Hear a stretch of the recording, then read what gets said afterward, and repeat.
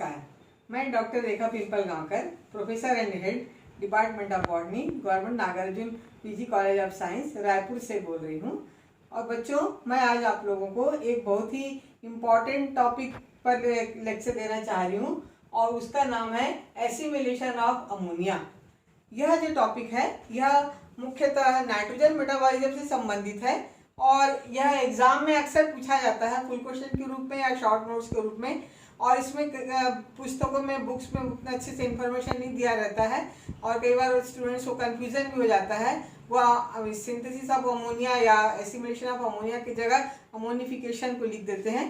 तो इसमें मैंने बहुत से बुक्स लिटरेचर का अध्ययन करने के बाद यह एक डिटेल में एक पूरा कंसेप्ट जो है तैयार किया है। इसमें आप लोगों को पहले ये बताना चाहेंगे कि नाइट्रोजन मेटाबॉलिज्म के अंतर्गत, जैसे कि आप लोगों को मैंने पहले भी कुछ लेक्चर में दिया है कि जो नाइट्रोजन का मेटाबॉलिज्म होता है उसमें नाइट्रोजन साइकिल के द्वारा एटमॉस्फेरिक प्रोसेस से नाइट्रेट बनता है और वही नाइट्रेट सॉइल में वाटर में आकर जो है नाइट्रिक एसिड में कन्वर्ट हो जाता है और विभिन्न प्रकार के बैक्टीरिया के द्वारा वह अमोनिया में भी बदल सकता है और भी कई फिजिकल प्रोसेस के द्वारा वो अमोनिया में कन्वर्ट हो सकता है, जैसे कि बायोलॉजिकल नाइट्रोजन फिक्सेशन के द्वारा भी वो कन्वर्ट होता है। तो यह अमोनिया का आगे क्या होता है फ्यूचर, तो यह आपको बताना चाहेंगे कि this ammonia take important part in the metabolic process of plant और animal because it has several capacity to produce proteins, amino acids, nucleic acid, chlorophyll and several important organic compounds. Therefore, I will discuss this chapter in different aspect, and the content of assimilation of ammonia is first introduction, then characteristics of assimilation of ammonia, source of ammonia, mechanism of ammonia, assimilation of ammonia in plants, in animals. In plants, I will discuss types of assimilation. First, by reductive amination, by transamination, by gluconate dehydrogenase or GDH pathway, by aspartate amino transamination, and important aspect is assimilation of mineral nitrogen in leaf and significance of assimilation of nitrogen. First of all, I will discuss the introduction part and I will give a definition. It is an anabolic process by which ammonia or ammonium combine with organic acid and form complex organic compounds, that is amino acid, protein, nucleic acid, lignin or chlorophyll. And as you know that atmospheric nitrogen combine with hydrogen by physical or biological process and convert into ammonia by nitrogen fixation mechanism. Discussed earlier, atmospheric nitrogen or oxygen may convert into nitrate and nitrogen peroxide and ultimately to ammonia by this method. Here you can see that nitrate in presence of NaDH2 or NADPH2 and proton and electron plus NADPH2 and different type of higher sulfur protein and ferredoxin, it converts into nitrogen peroxide. Then this nitrogen peroxide again with the help of this process it is reduced to hyponitride H2N2O2. Then this hyponitride convert into hydroxylamine by this process and this hydroxylamine convert into ammonia and water. Means in this way you will see that nitrate which was initially 5 plus, it gradually reduced to ammonia which is -3. Means requirement of electrons, NADP, ferredoxin is necessary for the conversion of nitrate to ammonia. Now, this ammonia, what is the future of this ammonia? This ammonia take part in several metabolic process, and we can see that the biological nitrogen fixation ammonia activity of nitrogenase enzyme, it take place in the nodules of root nodule of leguminous or non-leguminous plant of free living bacteria. Like nitrogenase enzyme, different enzyme related to ammonia assimilation require reduced NADPH2 or the ferredoxin energy, ATP and specific type of enzyme. Means I can give or I have given you an introductory account of this assimilation of ammonia. Now I will discuss the characteristics of assimilation of ammonia कि इसकी क्या characteristics है, क्या इसकी खासियत होती है। तो यहाँ पर हम देखते हैं कि अमोनिया और ammonium ion are inorganic form of nitrogen and are interconvertible. ठीक है, you can see here this is ammonia NH3 plus H2O. It converted into NH4OH. It may take reversibly into ammonia and water. Means this process is interconvertible.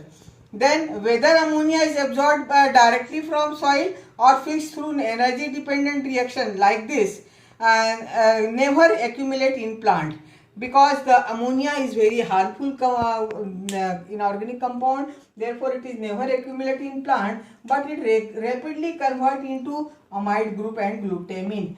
Means this is combined with organic acid and it converts into glutamic acid, and then glutamic acid in presence of further amount of ammonia converts into glutamine. This alpha ketoglutarate acid which produced during the Krebs cycle, then it combines with ammonia and convert into glutamic acid and ultimately to glutamine. Next point is amino acids are precursor of protein. As you know that amino acids are precursor of protein because they take part in the conversion of amino acid to protein by polymerization. In plants they are synthesized from organic acid. तो ये जो amino acid होते हैं वो organic acid से बनते हैं. Say for example nitrate convert into ammonium ion. In presence of organic acid it converts into amino acid and ultimately to protein. Within or without any help of organic acid, यहाँ पर organic acid जिसको मिले या ना मिले, it may convert into protein. Animal also assimilate ammonium in different way. यहाँ पर animals जो है, जैसे हम देखते हैं कि जो यूरिया बॉडी के अंदर बनता है या फोटो रेस्पिरेशन के द्वारा जो अमोनिया बनता है, या अमोनिया भी जो है या यूरिया जो है वह कन्वर्ट हो जाता है, और कन्वर्ट होने के बाद यह जैसे कि हम देखते हैं ये urea plus water convert into ammonia plus carbon dioxide. This excess amount of ammonia combines with organic acid and convert into glutamine, and it helps in the formation of another amino acid and protein. And in this way, these different type of amino acid take part in the process of protein synthesis and help in the formation of protein. So these are the characteristics of assimilation of ammonia. And इसका कहने का तात्पर्य यह है कि ammonia जो है it is link between mineral nitrogen and protein, क्योंकि अमोनिया जब तक नहीं रहेगा तब वो ऑर्गेनिक एसिड से मिलकर अमीनो एसिड नहीं बनाएगा, और अमीनो एसिड जो है वो विभिन्न प्रकार के प्रोटीन को नहीं बनाएगा. वैसे हम देखते हैं और भी कई ऐसे जो कंपाउंड होते हैं, जैसे कि बेस पेयर जो होते हैं न्यूक्लिक एसिड के, उसमें भी नाइट्रोजन पाई जाती है, तो इसका मतलब है न्यूक्लिक एसिड को भी बनाने में यह मदद करता है. Therefore ammonia plays major role in the metabolic process of plant. Now we can discuss the source of ammonia for assimilation. कि इसका अमोनिया का क्या क्या सोर्स हो सकता है. In plant cells, mineral nitrogen convert into ammonia by different ways. The reduction of nitrate process through nitrite result in the formation of ammonia. जैसे कि मैंने यहाँ पर आप लोगों को पूरा बता दिया है कि किस तरह से नाइट्रेट जो है वो अमोनिया में कन्वर्ट होता है. यहाँ पर जैसे बताया नाइट्रेट नाइट्राइट में, हाइपोनाइट्राइट में, हाइड्रोक्सीलेमिन में, और अल्टीमेटली यह अमोनिया में कन्वर्ट होता है.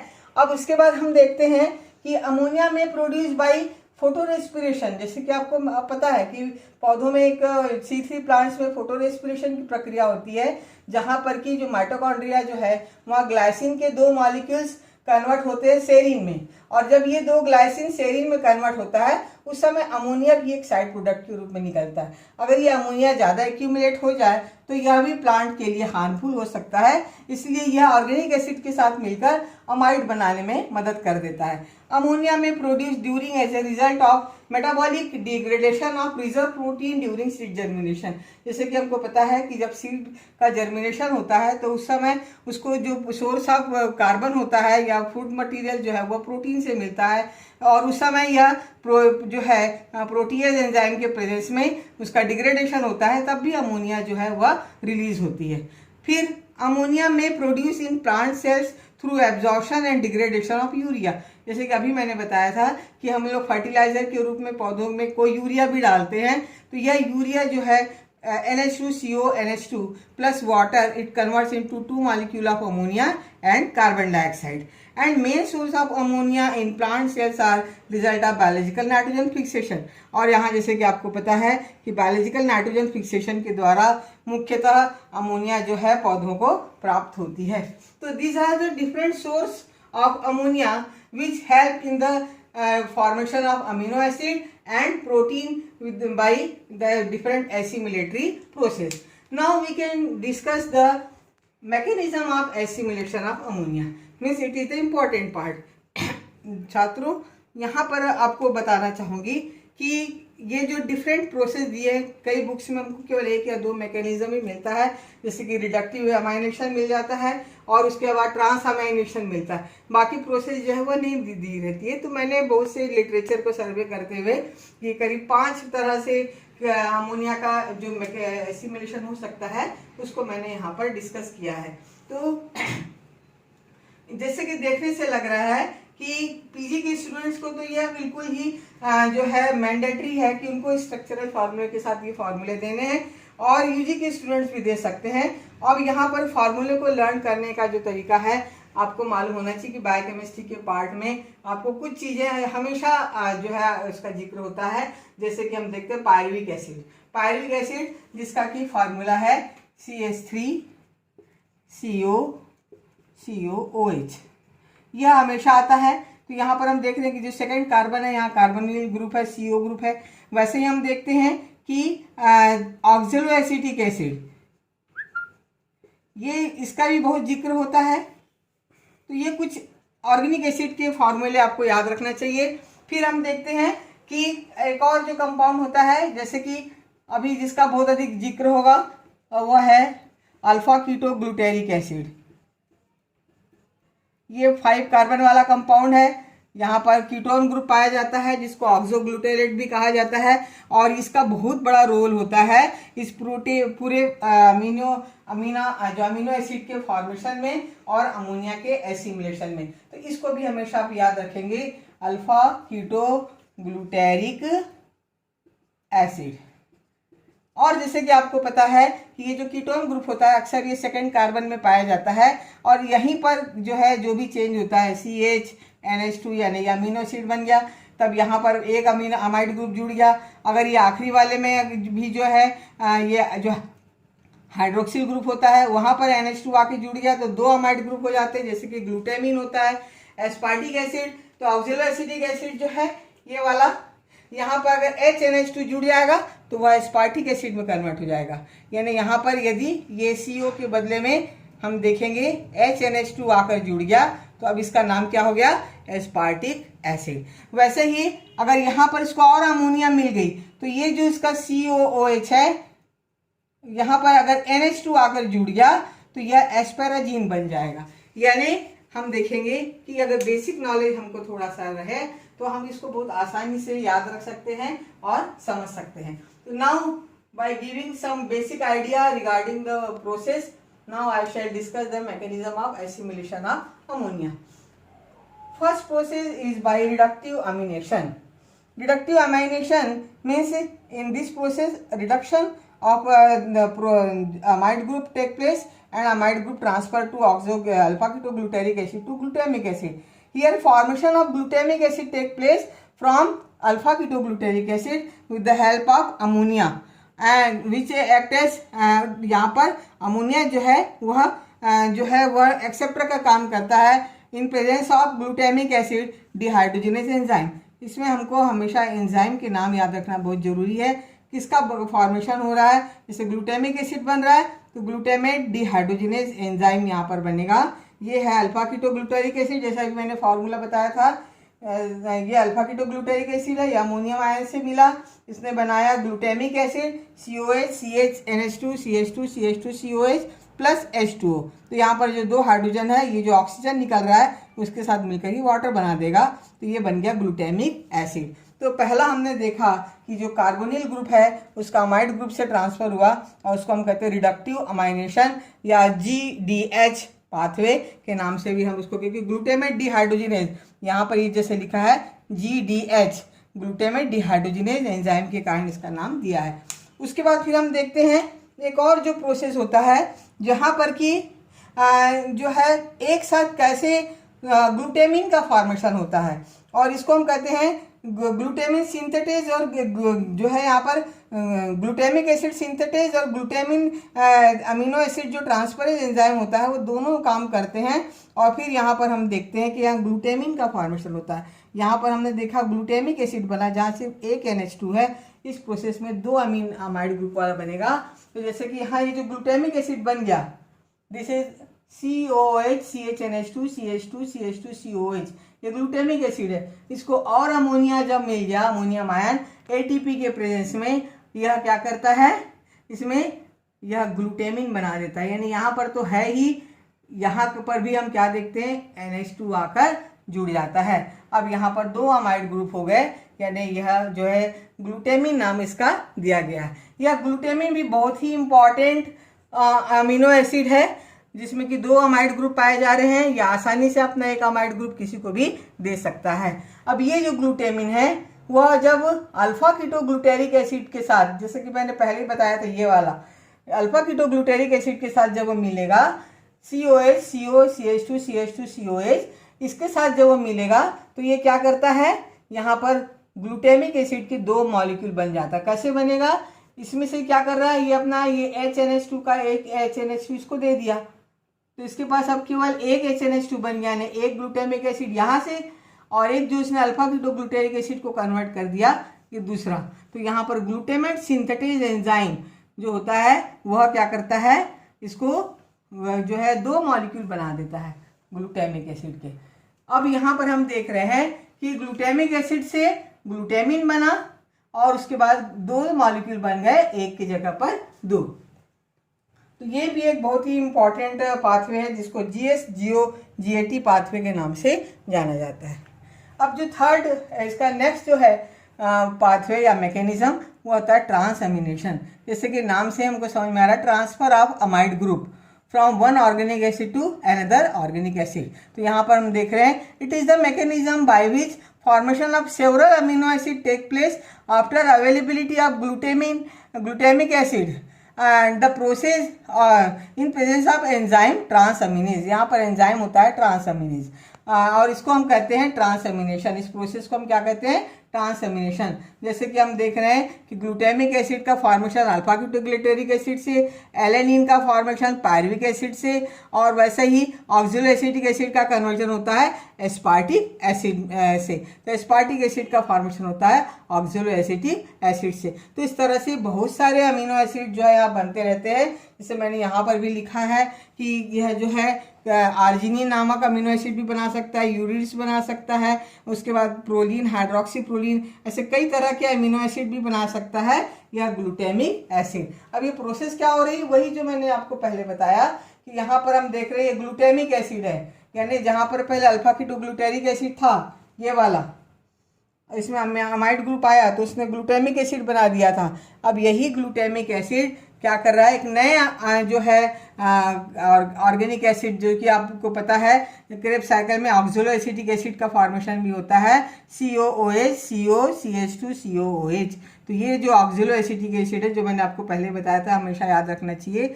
यह क्या करेगा, इसके ये जो कार्बोनिल ग्रुप है वहाँ पर ये अमाइड ग्रुप चला जाएगा, और इसका CO यहाँ आ जाएगा। तो ट्रांसफर हो गया अमाइड का यहाँ, यहाँ का कीटोन का यहाँ। तो यहाँ क्या बन गया, अब ऑक्सोलोएसिटिक एसिड जो है वो कन्वर्ट हो गया एस्पार्टिक एसिड में, और जो ग्लूटामिक एसिड था वह कन्वर्ट हो गया अल्फा कीटोग्लूटेरिक एसिड में। तो इस प्रकार से यहाँ पर हम देख रहे हैं कि ट्रांसफर हो गया अमाइड ग्रुप का एक से दूसरे में, इसीलिए इसका नाम कहते हैं हम ट्रांसअमीनेशन। बहुत ही इंपॉर्टेंट प्रोसेस है, जिसके द्वारा कई तरह के अमीनो एसिड का फॉर्मेशन होता है। अब यहाँ पर जैसे कि हमने देखा एस्पार्टिक एसिड बन गया। अब यही एस्पार्टिक एसिड कैसे एस्पैराजीन में कन्वर्ट होगा, तो यहाँ पर हम देखते हैं नेक्स्ट जो प्रोसेस है, synthesis of asparagine. In presence of asparagine synthetase enzyme, अब यहाँ पर जो है वो है ASP, है ना। तो यहाँ पर हम क्या देख रहे हैं कि एस्पैराजीन जो है वह सिंथेटेज एंजाइम के प्रेजेंस में यहाँ पर अमाइड ग्रुप का ट्रांसफर हो रहा है। इसलिए ग्लूटामिन जो पहले से था, COH CHNH2 CH2 whole twice यानी 2 बार है, और CHNH2 यहाँ पर O है। तो ये है ग्लूटामिन, प्लस ऑक्जेलो एसिटिक एसिड जो पहले से था यहाँ पर, ये ऑक्जेलो एसिटिक एसिड है, ये कन्वर्ट हुआ एस्पार्टिक एसिड में, जैसे यहाँ पर हुआ था COH CHNH2 CH2 COH aspartic acid. अब यहाँ पर जब ये क्या है, जब ग्लूटामिन यहाँ पर मिल गया तो ये क्या बना रहा है, खुद ग्लूटामिक एसिड में कन्वर्ट हो जाएगा और अपना अमाइड ग्रुप जो ये आखिरी वाला है वह इसको दे देगा और खुद कन्वर्ट हो जाएगा ग्लूटामिक एसिड में, और यहाँ पर क्या बन जाएगा, एस्पैराजीन बन जाएगा। तो यहाँ पर हम क्या देख रहे हैं कि एस्पैराजीन का फॉर्मेशन जो है वह इस प्रोसेस के दौरान होता है। और जैसे कि यहाँ पर आपको हमने बताया कि एस्पैराजीन में क्या होगा, COOH CHNH2 CH2 CONH2, तो ये है एस्पैराजीन। तो यहाँ पर हम देखेंगे कि एस्पैराजीन जो है यह भी आगे चलकर, जैसे ग्लूटामिन था NH2 का डोनर का काम करता है, वैसे एस्पैराजीन भी कई प्रकार के अमीनो एसिड को बनाने में मदद कर सकता है। तो जब हम ये 4-5 प्रोसेस को हमने जब समझ लिया तब हम देखेंगे कि मेनली जो लीफ होता है, जैसे कि आपको पता है कि लीफ जो है वहीं पर फोटोसिंथेसिस होती है, वहीं पर डिफरेंट टाइप के प्रोडक्ट का फॉर्मेशन होता है, और वहीं पर जो है डिफरेंट टाइप के अमीनो एसिड न्यूक्लिक एसिड वगैरह का भी फॉर्मेशन हो सकता है। तो यहाँ पर जो है लीफ में कैसे मिनरल का जो है मिनरल नाइट्रोजन का एसिमिलेशन होता है और कैसे ये पूरी प्रक्रिया चलती है, इन सब को मिलाने के बाद हम यहाँ पर देखते हैं assimilation of mineral nitrogen in leaf. बच्चों अभी तक हमें जितने भी यहाँ पर प्रोसेस के बारे में पढ़ा उन सब का निचोड़ है ये पाथवे। अगर आप लोग ये पाथवे को इसी तरह से अच्छे से बना लें तो आपको बहुत अच्छे मार्क्स मिल सकते हैं। यहाँ पर हम देख रहे हैं यहाँ से ये स्टार्ट होगा, जैसे कि आपको पहले ही मैंने बताया था कि रूट में जो है नाइट्रेट पाया जाता है। ये नाइट्रेट जो होता है वह डिफरेंट टाइप के प्रोसेस के द्वारा बनता है, और फिर ये नाइट्रेट जो है वह क्या होता है, लीफ में ट्रांसफ़र होता है। लीफ में कहाँ से होगा, झैलम के थ्रू ये कहाँ जाएगा, नाइट्रेट जो है वह लीफ में जाएगा। अब यहाँ पर ये है जैसे कि लिखा है translocated from root through xylem absorb by root hair, जो रूट हेयर के द्वारा जो है नाइट्रेट एब्जॉर्ब हुआ है वह लीफ में आया। अब ये जो नाइट्रेट है वह नाइट्राइट में, जैसे कि यहाँ पर मैंने बताया था, इस प्रोसेस के द्वारा जो है किसमें कन्वर्ट हुआ, नाइट्राइट में। अब जो है यहाँ पर हम देख रहे हैं कि ये जो नाइट्राइट है यह नाइट्रेट रिडक्टेज सिम्पोर्टर के द्वारा, क्योंकि नाइट्रेट जो है वह आगे चलकर फिर से सिम्पोर्टर, जैसे कि आप लोगों को पता है, जो कि एक कंपाउंड को दूसरे में भेजने में मदद करता है, उसके द्वारा यह नाइट्रेट जो है वह अंदर आता है। अब ये नाइट्रेट जो है अंदर जब आता है तब फिर ये जाता है, आगे की प्रोसेस इसकी होती है क्लोरोप्लास्ट में।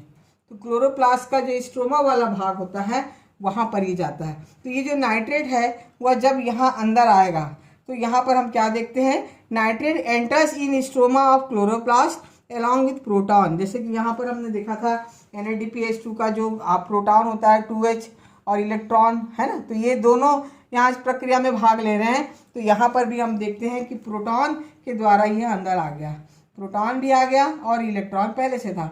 अब ये नाइट्राइट जो रिडक्टेज एंजाइम है वह इसी प्रक्रिया के द्वारा, ये जो मैंने लिखा है कि नाइट्राइट का कन्वर्जन जो है नाइट्रेट का नाइट्राइट में कन्वर्जन होगा, फिर हाइपोनाइट्राइट में होगा, फिर हाइड्रोक्सिल में होगा, फिर अमोनिया में होगा। तो ये पूरी प्रक्रिया जो है यहाँ चलती है और फिर यह जो है अमोनिया में कन्वर्ट हो जाता है। अभी जो अमोनिया है यह हम क्या देखते हैं कि अल्फा कीटोग्लूटेरिक एसिड, जैसे मैंने अभी यहाँ बताया था, रेड से मैंने लिखा है अल्फा कीटोग्लूटेरिक एसिड, उसको यह ग्लूटामेट सिंथेटेज जो एंजाइम का नाम मैंने बताया था उसके प्रेजेंस में यह क्या बना दिया, ग्लूटामिक एसिड। अब ये जो ग्लूटामिक एसिड है यह तो स्ट्रोमा में बनता है, अब फिर ये वापस साइटोप्लाज्म में आ जाता है और ग्लूटामिक एसिड से ये जो है साइटोप्लाज्म में आता है ग्लूटामिक एसिड। अब यहाँ पर ये ऑक्जेलो एसिटिक एसिड जो मैंने बताया था आप लोगों को, ऑक्जेलो एसिटिक एसिड के साथ मिलता है एस्पार्टेड अमीनो ट्रांसफरेज एंजाइम ASP-AT जिसको हम कहते हैं, उसके द्वारा यह कन्वर्ट हो जाता है एस्पार्टिक एसिड। यहाँ क्या बना देता है, एस्पार्टिक एसिड। अब ये एस्पार्टिक एसिड जो है यह, जैसे कि मैंने यहाँ पर पहले आपको बताया था कि फिर से इसको जो है कीटोग्लूटेरेट ग्लूटामिक एसिड यहाँ पर मिल जाता है। ये ग्लूटामिक एसिड सिंथेटेज एंजाइम और एस्पार्टेट जो सिंथेटेज ट्रांस सिंथेटेज एंजाइम के प्रेजेंस में यह बना देता है यहाँ पर एस्पेराजीन। तो यहाँ पर ये क्या बन गया, एस्पार्टिक एसिड से एस्पेराजीन। अब ये एस्पेराजीन जो है, जैसे कि हमने देखा था ग्लूटामिन, अब ये आगे चलकर कई तरह के अमीनो एसिड बना सकता है। जैसे कि एस्पेराजीन जो है ग्लूटामिक एसिड बना सकता है, ये पायरुविक एसिड जो है उसको एलेनिन में कन्वर्ट कर सकता है। और इसके अलावा हम देखेंगे कि कई प्रकार के अमीनो एसिड जो है यहाँ पर ट्रांस, जैसे ये सारे जो मैंने नाम लिखे हैं, ये आर्जिनिन भी बन सकता है, यहाँ पर जो है ट्रिप्टोफेन बन सकता है, और प्रोलीन, हाइड्रोक्सी प्रोलीन, ये सब यहाँ पर बन सकते हैं। ये अमीनो एसिड जैसे कि आप लोगों को पता है, फिर ये न्यूक्लियस में आवश्यकता अनुसार जाएगा। ये मैंने एक न्यूक्लियस का डायग्राम बनाया है। न्यूक्लियस में जैसे कि हम देखते हैं कि क्रोमोसोम होता है, क्रोमोसोम में ये डीएनए होता है। अब डीएनए जो है प्रोटीन सिंथेसिस में कैसे भाग लेगा, ट्रांसक्रिप्शन होगा, मैसेंजर आरएनए बनेगा, मैसेंजर आरएनए फिर जो है अपना कोड के हिसाब से आरएनए जो है राइबोसोमल आरएनए के कांटेक्ट में आएगा। फिर ये ट्रांसफर आरएनए जो है वो डिफरेंट अमीनो एसिड को पिकअप करते जाएगा, 3 कोड आगे बढ़ेगा और यह बना देगा प्रोटीन। और फिर ये प्रोटीन जो है वह अमीनो एसिड के पॉलीमराइजेशन से प्रोटीन बनेगा, या आवश्यकता अनुसार न्यूक्लिक एसिड यूरिड वगैरह यदि बनता है तो बेस पेयर में कन्वर्ट हो जाता है। यानी यहाँ पर हम देख रहे हैं किस प्रकार से पूरे ये सारे प्रोसेस में कैसे लीफ जो है पार्टिसिपेट करके, और जो सिंपल जो एटमॉस्फेरिक नाइट्रोजन थी, नाइट्रेट था, उसको कैसे वह न्यूक्लिक एसिड में कन्वर्ट करता है। तो यहाँ पर हम देख रहे हैं कि जो सबसे मेजर रोल है वह अमीनो ग्रुप का या अमोनिया का है। अगर ये नहीं होता तो ये सारी प्रोसेस नहीं होती।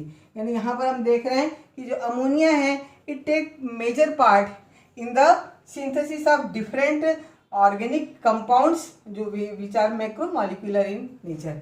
अब यहाँ पर उसी चीज़ को मैंने पूरा यहाँ पर लिखा हुआ भी है। As mentioned in the figure, during the assimilation of nitrogen, nitrate form in the root translocated to leaf through xylem is absorbed by mesophyll cell via one of the nitrate protein importers NRT into the cytoplasm. Nitrate reduced to nitrite via nitrate reductase NR. Nitrite is translocated to stroma of chloroplast along with a proton. In stroma, nitrite is reduced to ammonium via nitrite reductase enzyme NIR, and ammonium is converted to glutamic acid and from alpha ketogluteric acid. Once again in cytoplasm, यह cytoplasm जैसे आया, glutamate convert into aspartate and aspartate amino acid transferate enzyme in presence में. Finally aspartate convert into asparagine and several amino acid formed by transamination which help in the formation of either nucleic acid or protein. तो यहाँ पर ये पूरा मैंने इसी process को यहाँ लिखा है। अब यहाँ पर ग्लूटामिक एसिड, एस्पार्टिक एसिड, कैसे एस्पाराजिन बना रहा है, कैसे यहाँ पर जो है ग्लूटामिन से ग्लूटामिक एसिड बन रहा है, वो एक इक्वेशन के भाव में बताया। अब ये जो ग्लूटामिन और एस्पाराजिन होता है यह लीफ में जो सिंथेसाइज हो गया, अब ये सिंथेसाइज होने के बाद अब यह फ्लोएम के थ्रू क्या होगा, जहाँ इसकी आवश्यकता होगी, चाहे वो फ्लावर में जा सकता है, चाहे वो रूट में आ सकता है, चाहे वो शूट में आ सकता है, और डिफरेंट टाइप के प्रोसेस में जहाँ as per their requirement it help in the process of protein synthesis.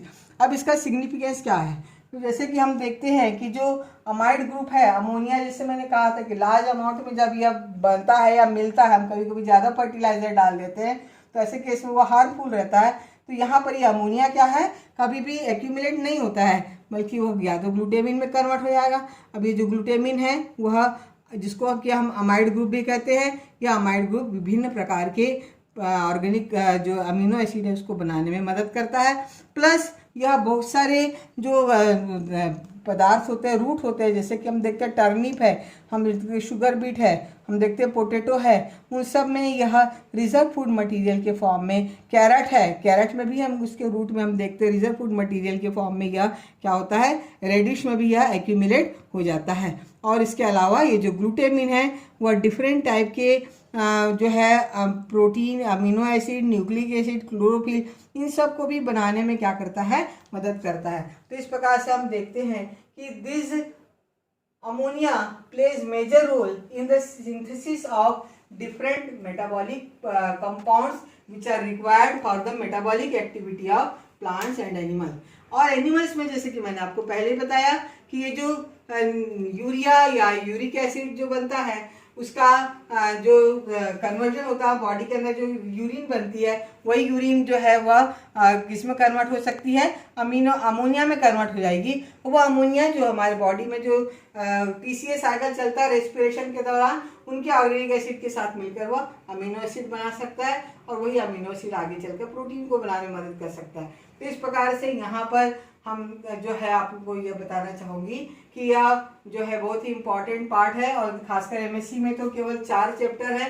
तो एसिमिलेशन ऑफ अमोनिया तो आता ही आता है, चाहे शॉर्ट नोट में या फुल क्वेश्चन में, और बहुत सारे जिसमें मैंने एंजाइम के नाम लिखे हैं, कंपाउंड के नाम लिखे हैं, वो सब ऑब्जेक्टिव टाइप क्वेश्चन में भी, वेरी शॉर्ट आंसर टाइप के क्वेश्चन में भी पूछे जाते हैं। तो I think that concept regarding the assimilation of ammonia to you will be very clear, and if you have any doubt you may ask. Thank you.